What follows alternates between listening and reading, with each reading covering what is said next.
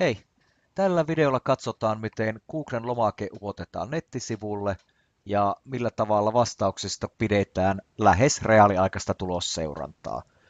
Olen tehnyt valmiiksi tällaisen yksinkertaisen testilomakkeen, jossa kysytään, kummat ovat mielesi parempia, kissat vai koirat, ja live-lomake näyttäisi tältä, ja tähän voisimme vastata ja homma toimisi. Näin. Upotetaan kuitenkin tämä lomake nettisivulle, ja se tapahtuu valitsemalla Lähetä lomake, ja emme jaa sitä linkillä, emme jaa sitä sosiaalisen median palvelun kautta tai sähköpostilla, vaan upotamme sen. Ja kopioimme upotukseen oikeuttavan koodin Ctrl+C-näppäin yhdistelmällä, jonka jälkeen siirrymme sivulle, mihin se halutaan upottaa. Ja liitetään näppäin yhdistelmää Ctrl+V. Ja WordPress.comissa tämä toimii paremmin oman kokemukseni mukaan, jos poistetaan leveys, korkeusmääritykset ja annetaan WordPressin itse hoitaa ne. Toki näitä voisi käyttää halutessaan. Eli nämä pois. Näin.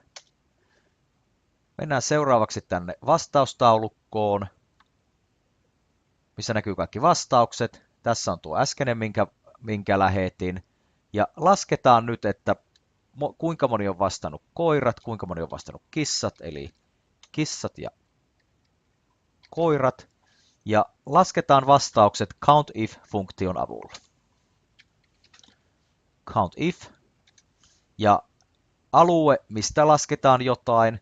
Ja laitetaan tähän koko B-sarake, koska me emme tiedä, kuinka monta vastausta on tulossa. Eli klikkaamme B:n päältä, puolipiste. Tämän jälkeen klikkaamme kissat, sanaa tässä näin, sulku kiinni, enter. Ja kissat vastauksia on tällä hetkellä 6. Kopioimme tämän alaspäin. Myös koirat vastauksia on 6. Ja piirretään seuraavaksi pylväskaavio näiden arvojen perusteella. Eli valitaan ne, lisää kaavio. Pylväs. Muokataan tätä vähän kaavion otsikoksi. Kissat vai koirat. Ja lisäämme kaavion. Tämän jälkeen meidän pitää vielä julkaista kaavio.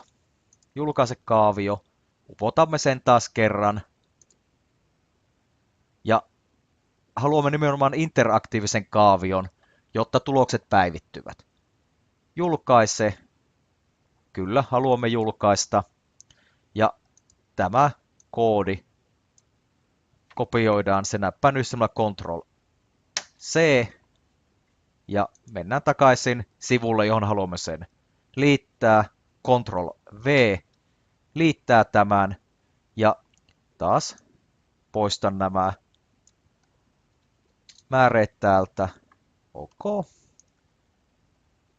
Tallennan, ja koska haluan pikkusen vielä muokata tätä blogipostia, muun muassa lisätä tämän videon, mitä olen tässä juuri tekemässä, niin esikatselen pelkästään.